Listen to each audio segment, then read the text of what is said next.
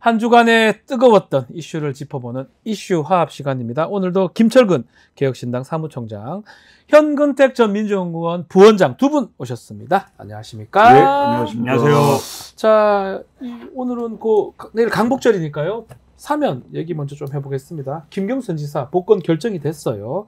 그리고 뭐 뒤에 감춰져 있는데 언론상으로는 눈에 띄는 거 조윤선, 원세훈 또 누군가요 뭐 여러 분들이 사면을 받았는데 주요 공직자 55명입니다. 자, 특사 복권 어떻게 보십니까? 우리 사무총장님부터 먼저 통합 됩니까? 대통령 권한이라고 하지만 네. 좀 과하지 않나 이런 생각이 들어요. 이게 일반 사면에 대해서는 대통령 고유 권한이라고 해서 네. 대통령 결정을 하는 건데 이 지금 전부 그 윤석열 대통령이 검찰에 있을 때 네. 직접 구속시킨 사람들 아니에요? 직접 본인이. 예. 그런 분들인데 이제 대통령이 돼서 역으로 지금 풀어준다. 이렇게 하면 이른바 사법체계가 오히려 무너지는 네. 그런 꼴이지 않나. 말이 국민 통합이지. 예? 전 정권 때 검찰의 수장으로서 이른바 적폐 세력이라고 해서 다 구속시켰던 사람들인데 이분들이 적폐 세력으로부터 벗어나서 무슨 국민 통합에 무슨 기여가 된다고 지금 국민 통합이라는 명분을 붙여서 여야 전직 고위공직자 그다음 정치인들 이분들을 풀어주면서 국민 통합한다. 이게 저는 좀 너무 과하다. 그리고 넌센스다. 본인이 구속시킨 사람을 또 대통령이 돼서 본인이 풀어준다? 이게 되겠습니까, 이거? 자, 통합의 측면이 있다고 하긴 하는데 어떻게 보십니까?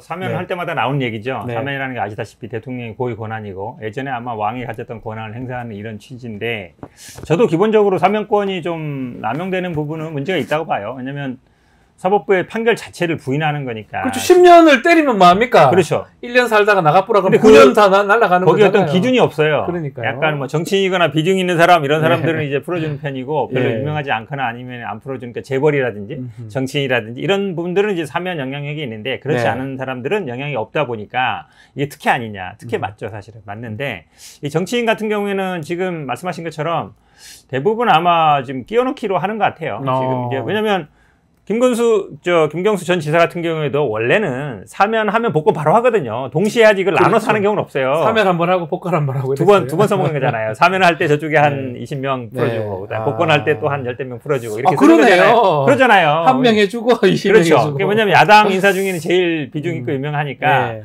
이렇게 두 번이나 이용할지는 잘 몰랐는데 이게 뭐 기계적 균형은 아니지만 그래도 예전에 사면할 때 보면 여야에서 의견을 듣고 이렇게 맞췄는데 지난번 아시겠지만 지난번에 사면할 때도 엄청나게 많이 풀어졌어요.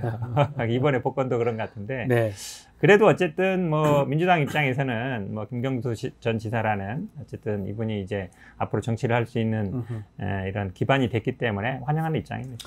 김경수 지사 얘기 좀 해보면 이 복권 부분 대통령하고 한동훈 대표가 조금 의견이 달랐던 것 같기도 해요. 그럼에도 불구하고 이 복권을 결정한 거.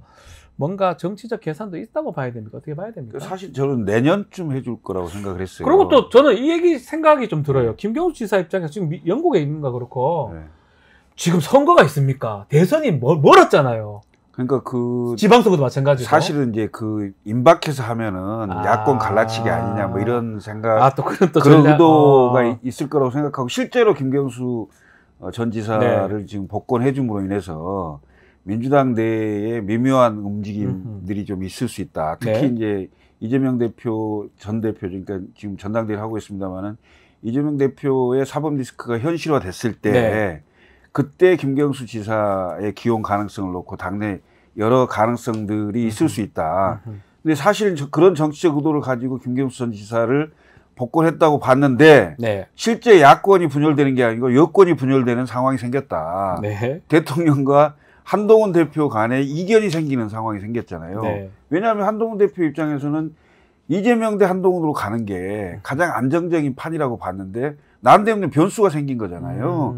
그 변수가 생기지 않도록 왜 굳이 지금 복권을 하시나 정치적 의도가 있는 거 아니냐 이런 식으로 딴지를 걸었는데 그건 내 맘이야. 당신이 얘기할 게 아니야 라고 그냥 한 거죠 사실은. 그래서 김경수 전 지사의 복권이 오히려 여권 윤석열 대통령과 한동훈 대표 간에 오히려 갈등이 나오는 네. 그런 식으로 해석이 됐다. 이렇게 보여집니다. 그 김경수 전 지사 어떻게 민주당 내에 이렇게 분란이 되는 건가요? 저는 좀 아니 분란이 될 이유가 없는 게 왜냐 그러면 우리 지금 지난번 총선 때 보시겠지만 민주당 멀었지 않나요? 낙동강 벨트가 다 무너졌어요. 그리고 김경수 지사가 지금 지방선거 나갈 수도 없는 거고 대선도 많이 남아 있고 아직까지. 지방선거 출마 가능성 저는 있다고 봐요. 있다고. 네. 경남지사 다시. 왜냐면 경남지사를 다 끝까지 못 마쳤어요. 그런 의미에서 경남지사에 대한 애착이 굉장히 많은 걸로 알려져 있고 네. 그 다음에 지금 제가 말씀드렸습니다만. 민주당이 사실은 지난번 PK에서 우리 최소한 부산에서 10석 얻을 수 있다 막 이랬는데 한 석밖에 못 얻었어요. 망했잖아요. 완전히 이제 사실은 네. 낙동강 벨트 무너지면서 200석 안 된 거거든요. 네. 그 영향이 컸는데 거기에 1번 원인은 뭐냐면 우리나라 국민들은 기본적으로 자기 지역에서 좀 걸출한 인물, 대선급 주자 이런 분들을 원해요. 근데 김두관 의원도 그걸 노렸지만 좀 안 됐잖아요. 그럼 이제 그거를 대신할 만한 분이 지금 민주당에는 김경수 전 지사밖에 없어요. 그러니까 문재인 대통령이 오히려 부산 선거를 했던 건 오히려 마이너스 아니냐라는 평가가 많거든요. 그렇죠. 왜냐하면 이미 이제 끝났잖아요. 간분이기 때문에 미래를 보고 투표하는데 그런 면에서 본다 그러면 민주당의 영역 확장 이런 면에서 도움이 될 것 같고 저는 아마 한동훈 대표가 처음에는 국민의힘에서도 우리 환영한다 이랬다가 나중에 입장 없다 이러다가 나중에 반대로 갔거든요. 그러니까 미묘하게 바뀌었는데 그 바뀌는 과정이 아마 윤석열 대통령으로 하여금 이 삼면 복권을 안 시킬 수 없는 상황으로 좀 몰아갔다. 왜냐면 윤석열 대통령이 한동훈 대표가 반대하는데 아이고 알겠습니다. 안 할게. 이럴 리가 절대 없잖아요. 밀리는 꼴이 되잖아요. 보이니까. 어떻게 보십니까? 유난 갈등이 이제 시작된다. 이런 얘기도 있거든요. 다시 촉발될 것이다. 원래부터 갈등이 있다. 왜냐하면 비대위원장 되면서 한동훈 대표가 뭔가 자기 색을 내보려고 하다가 결국 폴더 인사로 꺾였잖아요. 예? 그리고 전당대회 시작하자마자 김건희 여사 문자가 나오면서 상당히 많은 견제를 받았고 그다음에 당선되고 나서도 바로 다음 날 전현직 지도부, 낙선자까지 다 포함해서 한 20명 불러서 삼겹살 파티 말씀하시는 거잖아요. 그래서 n분의 1로 사람 완전히 딱 그렇게 만든 거 아니에요? 그 모양도 사실 좀 안 맞죠? 안 되는 거죠. 왜냐하면 보통은 이제 지도부가 선출이 되고 나면 대부분 비서실장, 대변인, 사무총장 정도가 임명이 되고 나서 현직 지도부를 부르고요. 대부분. 그리고 근데 거기서 힘까지 실어주려면 한 20분 정도 독대를 하고 그리고 역시. 공개적으로 한동훈 대표를 중심으로 당을 잘 이끌어 달라. 이런 정도 얘기를 해줘야 기본적인 건데 전혀 안 하잖아요.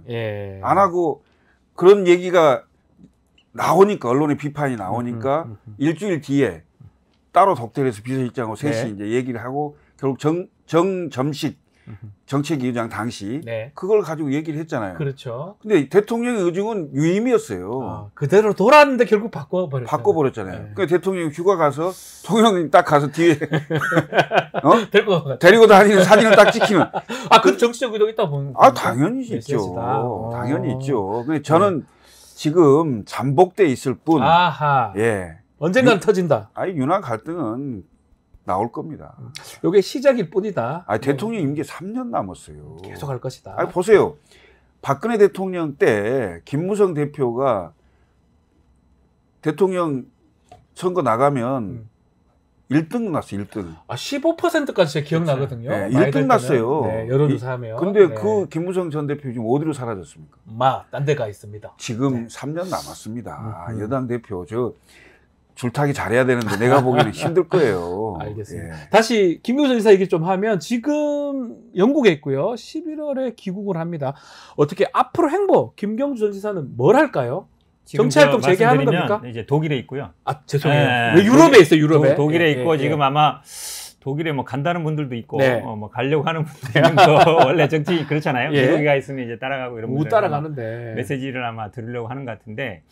일단은 대선을 염두에 둘 수는 있을 것 같아요. 그러면 이제 중요한 분기점은 대선 1년 앞에 이제 경남도지사 선거가 있는데 여기에 출마하느냐 마느냐가 이제 관건이 될 것 같고 아침에 뉴스 보니까 아마 장경태 최고위원이 지명직 최고 지명할 수 있다 그러는데 아마 김경수 지사가 지명직 최고는 저는 안 할 거라고 봐요. 왜냐면 김경수 전 지사를 지명직 최고라고 왜냐면 본인이 대선 후보라 생각하는데 그 지도부에 들어가기는 좀 그렇잖아요. 그러니까 아마 귀국은 원래 예정대로 한다는 거잖아요. 연말에 하면 뭐 바로 정치적인 행보는 안 할 것 같아요. 가만히 네. 있어도 아마 많이 사람들이 올 것 같고 아마 정중동 행보를 보이겠죠. 네. 그리고 본인이 어떤 일을 하겠다. 뭐냐면 한마디 한마디 자체가 이제 이슈가 될 수밖에 없고 그걸 한동훈 대표가 만들어줬어요. 지금 판을 네. 거의. 왜냐면 한동훈 대표는 지금 뭐 아이고 뭐 지금 반성도 안 하고 있고 뭐 왜 사면하냐 그러지만 뭐 그렇게 치면은 원세훈 원장은 뭐 반성해서 사면시켜줬어요. 다른 사람도 마찬가지잖아요. 네. 또 본인이 사면할 때는 발표도 했어요. 예. 원래 사면하고 복권은 같이 하는 건데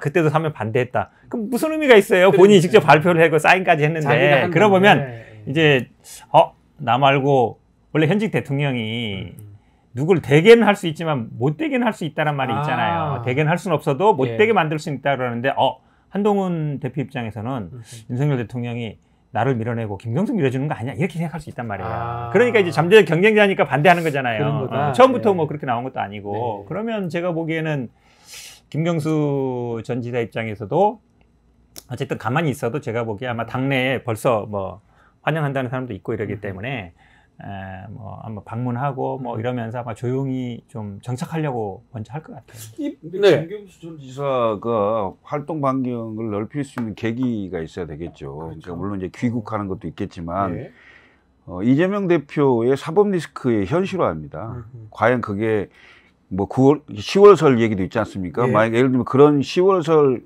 얘기가 현실화된다면 김경수 지사한테는 정치 재개할 수 있는 그 날개를 다는 시기가 될 거고요. 그게 예를 들어서 그 사법 리스크가 그냥 그 말한 대로 별게 아닌 걸로 넘어간다. 그러면 일극 체제가 강화되는 상황이 되고 김경수 지사가 대권으로 나서긴 쉽지 않은 당내 갈등 요소로 남을 가능성이 있죠. 그래서 그 지금 김경수 지사가 첫 메시지 낸 것도 그것이 감안된 거라고 봐요. 예정대로 11월에 오겠다. 그러니까 굳이 먼저 와서 당내 여러 그 갈등 요소로 본인이 작용되지 않겠다는 취지고 10월 좀 보겠다 이거죠, 사실은. 알겠습니다. 자, 민주당 전당대회 8월 18일 얼마 안 남았습니다. 그렇지만 막바지에 두고 최고위원 경선이 사실은 좀 흥행이 됐었는데 이게 이른바 정봉주의 난 이렇게 불러도 될지 모르겠어요. 막판에 좀 시끌시끌해진 것 같아요. 명파리, 이재명파리 뭐 이런 등등 얘기를 하면서 지금 좀 논란이 되고 있는데 어떻게 봐야 됩니까? 지금 뭐 이제 정봉주 후보가 갑자기 이렇게 또 기자회견하면서 얘기하는 거는 어떤 의미로 우리가 해석을 해야 됩니까? 아쉬움이 있죠, 당연히. 왜냐하면 사실은 뭐 우리가 사석에서는 뭐 대통령 욕도 하고 당대표 욕도 해요. 사석에는 뭐 물론 그게 본인의 뭐 진심일 수도 아닐 수도 있는데 아니 어쨌든 사석에서 얘기고 내가 그런 말에 대해서 약간 와전됐다. 어쨌든 논란이 이렇게 죄송하다. 뭐 그런 얘기를 할 것 같았어요. 이런 얘기를 했으면 사실은 당원들도 정봉주 후보가 지금 뭐 컷오프도 여러 번 됐죠. 구속도 됐었죠. 계속 뭐 그래서 싸워왔죠. 다 그 고마움과 미안함과 아쉬움이 있어서 사실은 처음 1등 나간 거거든요. 물론 거기에 이재명 대표가 김민석 후보를 아유 왜 이렇게 표가 안 나와요 하면서 이제 역전됐기 때문에 이재명 대표는 뭐 그렇게 전당대회까지 뭐 누구 특정 후보 밀어주고 그렇습니까? 좀 서운합니다. 까지 했으면 사실은 맞아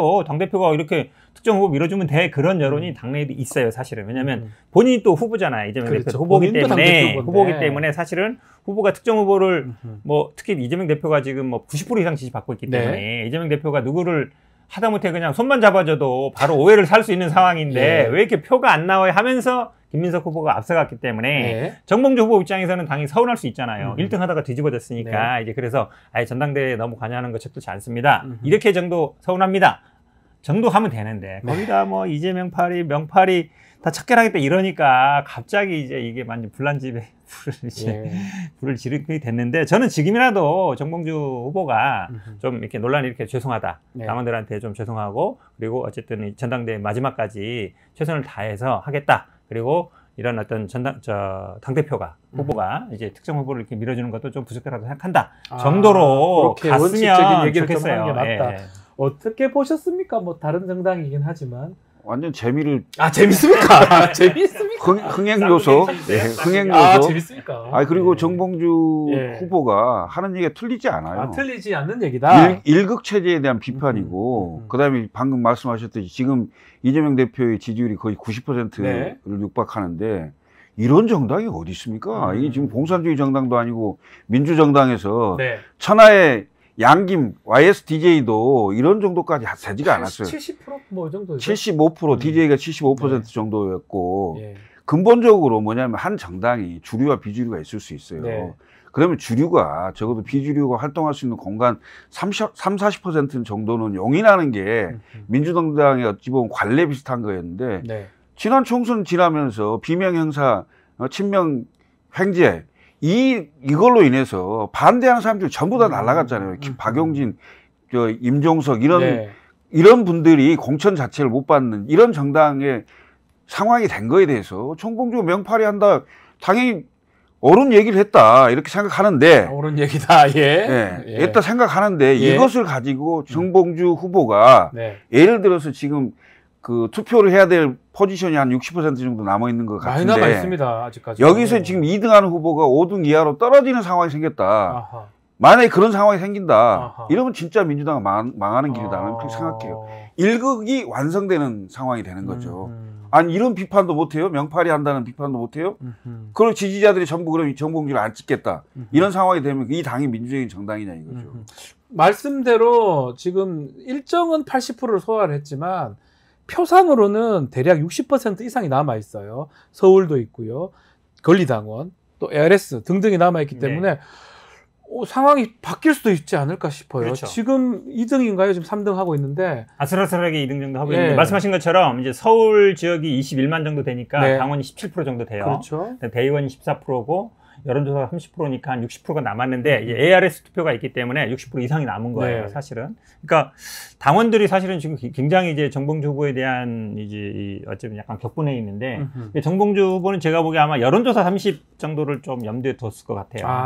왜냐면 여론조사 국민 다 보니까. 그렇죠. 인지도 조사거든요. 그렇죠. 그러니까 유명한 사람. 지금 전당대회에서 제일 뜨거운 이슈가 정봉주예요. 정봉주죠. 그러다 보니까 이제 여론조사 비율이 제일 많잖아요. 60% 남았다 해도 지금 반 정도가 여론조사예요. 그러니까 이제 그걸 염두에 둔 것 같은데 그래도 당내 왜냐면 이게 후유증이 남을 수 있어요. 만약에 예를 들어서 정봉주 후보가 이것 때문에 또 안 된다. 그러면 이것도 또 문제가 돼요. 말씀처럼. 안 된다면, 왜냐면 이게 지금 1등 하다가 지금 2, 3 하다가 지금 5등 밖으로 밀린다. 이러면 이게 한마디에 이게 넘어가나 이런 것도 있어서 제가 보기에는 이게 정봉주 후보가 해결할 수밖에 없어요. 한 번 더 얘기를 하는 게 맞다. 저는 맞다고 봐요. 그날 기자회견도 많은 분들이 어떻게 해명하고 어떻게 사과하려나 이게 생각했는데 완전히 반대로 간 거라서 제가 보기에는 이게 왜냐면 나중에 만약에 이 상태로 그냥 또 지도부에 들어간다 그러면 또 뜨거운 이슈가 될 수 있어요. 왜냐면 정봉주 후보가 그렇지 않아도 뭐 전당대 이 최고위에 가면은 굉장히 그 전원에도 보면 나 가만히 있지 않을 거야 만장일치야 막 이런 얘기 했다는 얘기잖아요. 근데 만장일치는 또 아니에요. 관례상 만장일치로 하는 것이지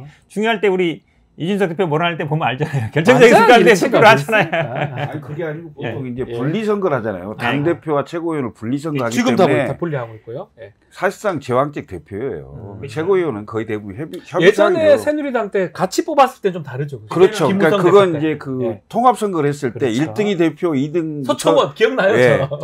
2등부터 5등까지 이런 최고위원 이런 선거를 했을 경우에는 1등과 2등의 차이기 때문에 그만큼 당내 권력의 문제도 1등과 2등의 거의 비슷한 이런 상황이 생기는 건데 지금 분리선거를 아예 하고 있기 때문에 최고위원이 당대표에 대해서 어떻게 한다? 그건 불가능하다. 국민의힘도 마찬가지고 지금 여기 민주당도 마찬가지예요. 제가 좀 한마디만 하면 사실은 이제 서울에 지금 남았는데 서울하고 전국대회 남았는데 서울 같은 경우는 이슈가 지금 오세훈 시장이잖아요. 민주당 입장에서는 이걸 뺏어와야 돼요. 탈환해야 되거든요. 근데 그거에 대해서 사실은 내가 뺏어오겠다든지 내가 왜냐면 서울시장을 이겨야 그 다음에 집권이 가능한데 서울시장 후보로 내가 나가겠다 하는 사람이 없다는 거잖아요. 아니 나갈 만한 이제 쉽게 얘기하면 최고위원 도전하는 사람들 중에도 서울 지역구나 있는 사람들 중에도 저 사람이 나가면 우리가 오세훈 이길 것 같아. 뭐 이런 사람이 잘 없어요. 서울 지금 지역에 있는 사람들도. 그러니까 전당대회가 그런 미래 집권 비전, 지방선거 서울시장을 탈환해서 그 다음에 당대표 우리 대선에 이긴다. 요런 게 돼야 되는데 지금 이재명과 가깝냐 누가 가깝냐 이것만 하고 있어서 저는 전당대회 보면서 되게 답답해요. 알겠습니다. 자, 광복절이 내일입니다. 요 얘기도 조금 하고 좀 마무리해야 될 것 같은데 경축식 논란이 되고 있고요. 또 김영석 독립기념관장 임명도 여야 공방이 치열합니다. 특히 민주당도 그렇고요. 강복회 등 거의 많은 단체들이 경축식에 참석하지 않겠다. 불참하겠다라고 좀 했는데 어떻게 봐야 됩니까? 이게 정치적 논쟁사가 아니다. 국민의힘 얘기를 하는데 이게 그냥 넘어갈 수 있는 겁니까? 이건 말이 안 되죠. 더군다나 광복회장이 네. 그 무슨 정치인도 아니고요. 그 광복회장이 반대한 인사잖아요. 독립기념관장 다른 자리도 아니고 이종찬 예, 뉴라이트 인사라고 해서 안 돼. 말이 좋아 뉴라이트지 사실 친일파입니다. 아, 친일파입니까? 아니 일본의 논리를 그대로 일본 그 일제 식민 사관을 그대로 그 반영하는 거잖아요. 네. 일제 근대화론 얘기하고 건국절 얘기하고 이런 사람들이 어떻게 더군다나 독립기념관장에 또 한국학연구원장에 임명될 수가 있습니까? 이건 저는 대통령까지 의심해야 될 사안이다 이렇게 보여줄 정도로 네. 문제가 있는 거죠. 지금 윤석열 정부 들어서 일본에 대한 대일 외교가 어떻게 됐습니까? 뭐 물컵 반잔 얘기하면서 뭐 일본 이거 채워줬어요 지금? 아니 심지어는 독도까지도 지금 내주는 거 아니냐 이런 우려를 할 정도로 대일 굴욕 외교에다가 그다음 민족의 또는 나라의 우리나라의 그러니까 정체성을 밝히는 그런 자리에 친일파 인사들을 갖다 임명하면 되겠어요 그게? 네. 더군다나 8.15 며칠 앞두고 내일이 8.15 광복절인데 글쎄요 그 지금 말씀대로 뉴라이트라고 저는 표현했는데 친일파라고 그냥 표현하셨어요. 독립기념관 설립 취지가 보면요. 네. 일본의 역사 왜곡을 바로 잡는다. 네. 여기 1번이에요. 첫 번째 그거라는 그렇죠. 거잖아요. 근데 지금 문제대로 말씀하신 것처럼 이 지금 독립관장이라는 분이 결국은 핵심적인 게 뭐냐면 48년을 우리가 건국으로 볼 거냐 말 거냐. 이게 계속 이명박 때부터 계속 나온 얘기거든요. 48년 8월 15일 건국으로 봐야 된다. 예. 우리가 그러니까 이승만 대통령이 했던 재헌헌법에서부터도 19년 상해 임시정부의 법통을 이어받는다는 게 기본적인 우리 원칙이었단 말이에요. 헌법에 있는 내용 아닙니까? 그렇죠. 네. 그리고 상해 임시정부는 대한제국을 이어받고 그게 그러니까 조선 대한제국 그다음에 임시정부 대한민국 건국으로 쭉 이어지는 거거든요. 연결되는 거예요. 만약에 이게 48년 건국으로 봐버리면 1910년부터 48년까지는 우리나라가 존재하지 않는 셈이 단절된다. 단절되기 때문에 그 당시에는 어찌 보면 그러니까 이걸 잠깐 뭐 법리적인 문제로 뭐 영토도 없고 뭐 주권도 없냐 이렇게 논쟁이 가면은 사실 우리 헌법을 부정하는 거예요. 네. 그러니까 이종찬 이 광복회장이 아시겠지만 네.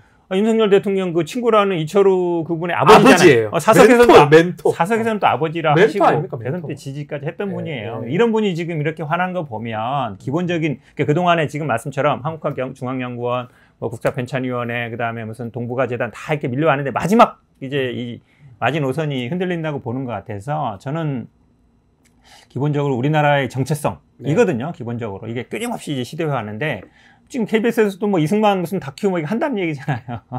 그런 거 보면 참 이 역사 바로 세우기는 굉장히 역사적인 우리나라의 정통성입니다. 우리 재헌 헌법부터 갖고 왔던 상해 대한민국 임시정부의 법통을 잇는다. 요거는 사실은 우리 헌법을 부정하는 거기 때문에 저는 이게 여기서는 사실은 어떤 타협의 여지는 없다고 봐요. 좀 마지막 헌법 첫머리에 유구한 역사예요. 전문에 나와요. 그러니까 유구한 역사로 시작하잖아요. 맞습니다. 우리나라는 독립기념일이나 그 이런 게 없고 무슨 날이 있냐 다른 나라에 없는 날이 있어요. 개천절. 개천절 그렇죠. 사실상 그게 우리나라의 건국일입니다. 그렇죠. 개천절이. 10월 3일 그렇죠. 개천절. 그다음에 우리 광복절은 빼앗긴 주권을 다시 찾았다는 취지 아닙니까? 빚을 찾는 날이에요. 회복한다. 예. 광복 아닙니까? 그거 아닙니까? 네.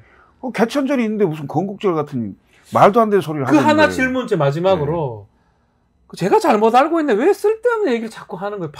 1945년 8월 15일 광복절이잖아요. 왜 자꾸 이런 얘기 하는데 국민의 몇 퍼센트 과연 이런 거 생각하는 사람이 있나요? 우리 역사에서 그래 가르칩니까? 아이들한테? 아니 이게 정신이 누가 건국절을 같은 얘기를 합니까? 정신이 나간 거죠. 일본 사람이 그 한국 안에 존재합니까? 아니 안 제가 가고? 저는 왜 이런 논쟁을 하는 것 자체가 제가 계속적으로 왜 저런 생각을 할까? 누가 저걸 동의할까? 저는 광복회장님 말씀이 예. 딱 와닿는데 혹시 밀정이 있는 게 아닌가? 또 하나가 저도 대구 출신이지만 대구 경북이 이제 뭐 보수 국민의힘 지지하는 분들이 좀 많죠.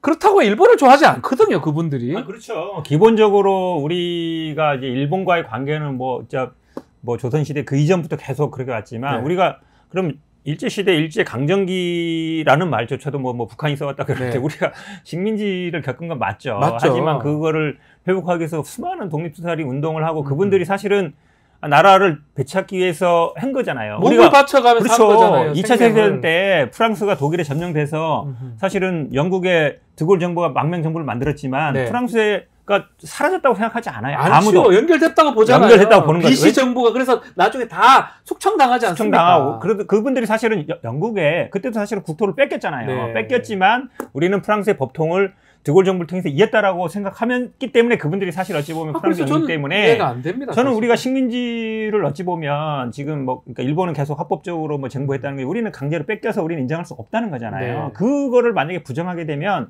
결국은 일본은 합법적으로 우리나라를 지배한 것이 되시고 일본 논리가 되는 거잖아요. 그렇죠. 그동안에 그러니까 이게 어찌 보면 뿌리가 우리 낙성대 연구소에서 지금 말씀하신 식민지 근대화론인데 일본이 들어와서 우리 뭐 도로도 놔주고 경제 발전도 했고 지금 뭐 쌀을 수탈한 게 아니라 수출했다라고 얘기하고 있으니까 그럼 뭐 위안부들도 자발적으로 돈 벌러 간 거고 말이 됩니까? 강제 진용도 우리가 돈 벌러 간 거고 이게 다 되는 거예요. 한마디로 얘기하면. 그래서 저는 좀 너무 답답한데 이게 왜 자꾸 이런 쪽으로 가는지 이게 정권에 유리한 건지도 사실 잘 모르겠고 해석이 안 되는데요. 제가 보기에는 예. 이 그 친일파 논쟁이 그러니까 뉴라이트 이 논쟁으로 사라진 게 있어요. 최혜병 사건도 사라지고 특검도 사라지고 그럼 이슈 전환시키는 네, 겁니까? 김건희 특검도 사라지고 뭐 이런 것으로 뭐 정치에 이익이 있는지는 모르겠으나 이것은 도저히 말이 안 되는 그러니까 설득이 안 되는 마지막으로 혹시나 일본 뭐 너무 싫어하지만 근데 일본을 싫어하지 않습니다. 저도 일본